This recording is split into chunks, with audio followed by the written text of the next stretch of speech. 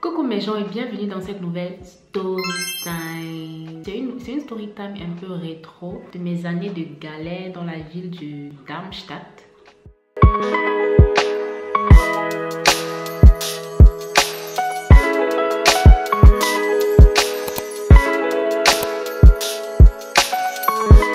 Vous vous rappelez, comme je vous ai dit dans l'une de mes story time, que je ne travaillais pas.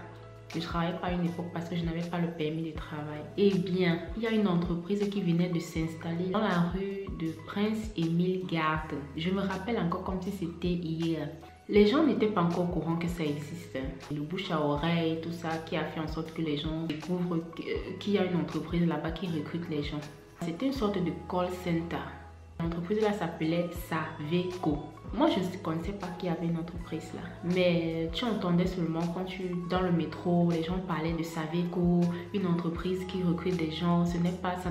Là-bas, on ne travaille pas trop, on ne se casse pas le corps. Et il y a un gars, les plus grands, quoi. Tu sais qu'il y a toujours des gars au semestre plus avancé que les plus petits, les nouveaux là, les bleus, qui nous voient, ils nous parlent de Saveco.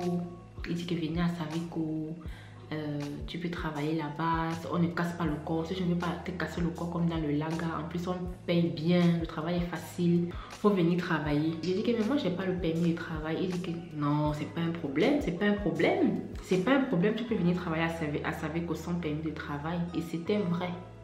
Le monsieur employait les gens sans papier. Il nous faisait travailler même au noir. Donc je peux même dire dans la vidéo que j'ai travaillé au noir. Mais ça ne peut pas me causer de problème. Pourquoi? Parce que c'est le monsieur.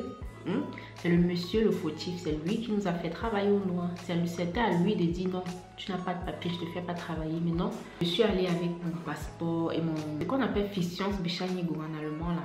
Donc je vais dans le bureau du monsieur, je vois un monsieur jeune, très jeune. Il prend mon passeport, après il me donne un contrat, il me dit quand est-ce que je vais travailler, je donne la date, il dit que même maintenant si je peux commencer à travailler. Il dit que non, viens plutôt demain. Hey, demain là j'ai commencé le travail. J'ai tiré mon petit ami, je lui parle aussi de Saveco. Je pense que lui-même il connaissait déjà depuis. Du coup la nouvelle s'est répandue dans tout Darmstadt. Tout le monde venait seulement travailler. Tous les noirs, les arabes. Est-ce qu'il y a même les Allemands là-bas? Vous connaissez comment les étrangers, ils aiment se verser derrière la facilité là. L'argent facile, non. Parce que tu partais là-bas, là, ça, c'était les bureaux, c'était déjà, il y a les ordinateurs, c'était vraiment comme un call center. Les casques, qu'est-ce qu'on partait faire? Tu vas juste, tu composes le numéro de quelqu'un comme ça au hasard, tu commences à lui parler des bêtes trucs, tu essaies de relever autant d'informations sur lui. Tellement le travail était facile, tellement on ne contrôlait même pas si tu travaillais ou pas. Chacun était seulement derrière l'ordinateur. Tu es là, tu attends que quand l'autre finit avec l'ordinateur, tu viens aussi t'asseoir, tu continues. C'était vraiment le petit truc. Appeler les gens, essayer de relever autant d'informations sur eux, écrire ça sur un papier, après aller donner ça. Les bureaux étaient archaïques. Quand je me rappelle de ça, j'ai dit qu'on était vraiment con de penser que c'était du sérieux quoi. Alors quand je partais à l'autre travail et que je voyais mon gars, je me vantais. J'adorais travailler avec lui. J'aimais quand j'entre comme ça, non. Lui il est là-bas de l'autre côté. Comme ça je le surveille. Chérie, est-ce qu'on peut rentrer, chérie? Et comme c'était du genre, c'était pas du genre, il exprime ses sentiments. Devant le monde comme ça, il n'était pas du genre là, c'était moi qui étais toujours, j'étais très expressive avec mes sentiments, mais lui non, ça le dérangeait souvent, mais bon je m'en fous. Il dit tu pouvais t'asseoir devant l'ordinateur, tu surfes juste pendant 5 heures de temps, ton heure finie. Quand ton heure de travail finit, tu vas juste te dire que tu as fini le travail, tu vas marquer dans un cahier que tu as travaillé de telle à telle heure. Il dit qu'il y a des gens qui mentaient, ils partaient écrit que j'ai travaillé, même s'ils ont travaillé seulement 3 heures de temps, ils ont menti, volé les heures, j'ai travaillé de 10h à 15h, de 10h à 18h. Ils mentaient, les gens mentaient là-bas pour l'argent. Et on ne contrôlait pas, c'était pas du genre, il y avait, le moment de la paye, lui payait barre, c'était pas du genre, il va te virer l'argent en fin du mois. Pas dans son bureau, tu dis que hey, tel. J'ai travaillé, j'ai besoin de mon salaire. Il tire le tiroir, il tire un tiroir comme ça. Il retire un paquet d'argent, il tape, tchac. Tu as travaillé combien? Tchac, tchac, tchac. Il compte les billets, il te donne ton salaire en main comme ça là. Tu crois que c'était le vrai agent? Le gars blanchissait l'argent, c'était un blanc. Il faisait le blanchiment d'argent. Est-ce qu'on savait? Quand il faisait comme ça, tu prends seulement, tu pars à la banque. Tu pars à la banque, tu fais le Antalum, non? Tu fais le Antalum, on Antalum ça dans ton compte. Parce que lui ne virait pas l'argent dans le compte. C'était encore un autre signe qui montrait que non, le monsieur, si c'est pas simple, c'est risqué ce qu'on fait là, tout ça. Non, mais non. Il faisait travailler les gens au noir, tout ça. Nous n'avons pas cherché à savoir si c'était un truc vraiment sincère ou pas. On était juste plongé dans ça, quoi. C'était comme une sorte de piège. On ne savait pas. Et puis le monsieur, l'employeur, donc, il a pris tous nos noms, allez nous inscrire dans une assurance là. C'était une assurance vie ou quoi, je ne sais pas. Assurance quoi, je ne sais pas. Et puis tu restes un jour, tu vois seulement minus 100 €. Moins de 100 € dans ton compte. Tu dis que, hey, c'est qui encore? Qu'est-ce que j'ai fait? Je n'ai rien payé. Tu vas à la banque, on récupère l'argent. Le mois qui suit, minus 100 €. Tu vas à la banque. C'était fatigant.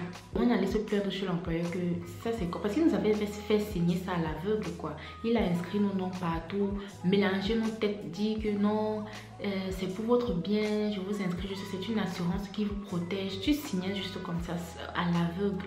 Mais pourtant, il était juste allé nous vendre. Chaque tête, il profitait 100 €. Et imaginez un peu combien de personnes il y avait là-bas. Des personnes qui venaient travailler là-bas. Imaginez un peu 100 € par tête. Je dis bien 100 € par tête. Le monsieur, il mangeait l'argent sur nos têtes, quoi. C'était fatigant qu'à chaque fois tu pars à la banque, tu dis qu'on m'a coupé 100 €. Je sais pourquoi j'ai 100 € en moins.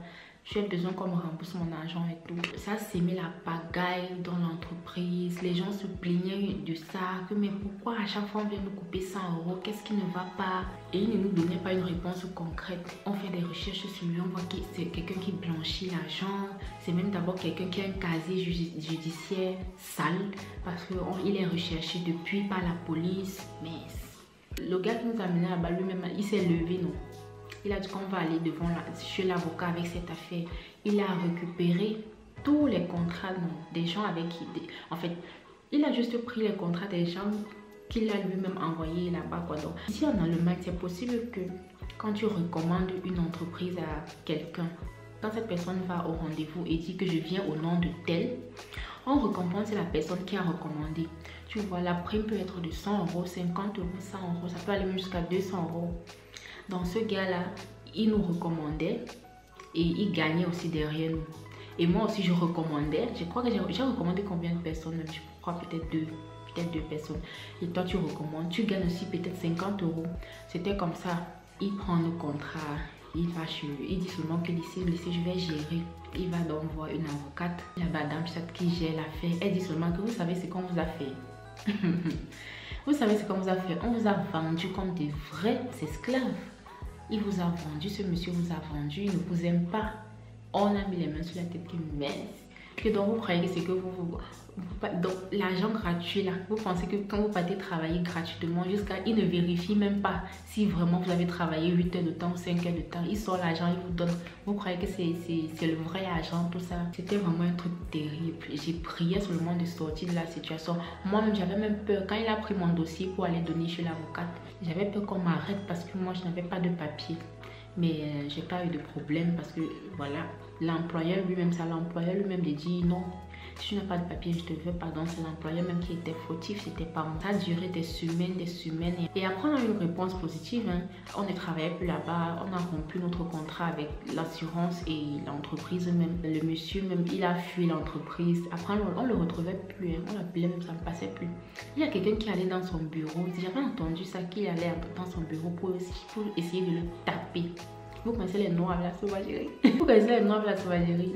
Le gars s'est levé, il allait dans son bureau. Tu nous as fait quoi? Tu nous as fait quoi? Il a failli taper notre employeur là. C'était ça l'histoire, quoi. Et jusqu'à présent, je ne sais pas ce que le monsieur là il devient. Mais une fille à l'époque que je connaissais à l'époque m'a dit qu'elle a rencontré en route. Il marchait en route avec sa femme. Et c'est son enfant. Comme ça là. Elle a regardé comme ça, elle a seulement commencé à sourire, secouer la tête. Et c'est comme ça que Saveco a fermé. Mais le nom est gravé à jamais dans ma tête. Saveco. C'était une belle période en même temps. Le travail était cool là-bas. Tu pars pour travailler, tu mets toi tes écouteurs, tu écoutes ta musique, tout ça. Quand on dit souvent l'argent facile là. c'est compliqué. Non, je répète, l'argent facile est compliqué. Je ne sais pas si vous comprenez un peu. L'argent facile, il y a le piège derrière, c'est dangereux. Les gens ne se lèvent pas et donnent l'argent aussi facilement comme ça là ici en Allemagne, même partout dans le monde. Quelqu'un qui travaille dur pour son argent, un chef d'entreprise ou quoi, il ne se lève pas et distribue l'argent. Tu dois fournir des efforts. Il n'y avait pas ces efforts là. Tu venais, tu t'asseyais. Ah, c'était trop banal ce genre de travail. Pour moi, c'est même maintenant, c'est que je regarde, je fais un petit retour en arrière. Je dis que on était vraiment des cons.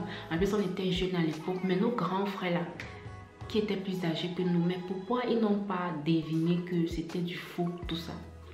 Pourquoi ils nous ont poussés dans cette merde? Et eux-mêmes, ils étaient aussi dans la merde. C'était des étudiants dans des semestres avancés, hein, des semestres très avancés, qui n'ont pas réfléchi comme ça, qui n'ont pas pensé que non, mais tout ça c'est faux. Non, non, on a vu l'argent facile.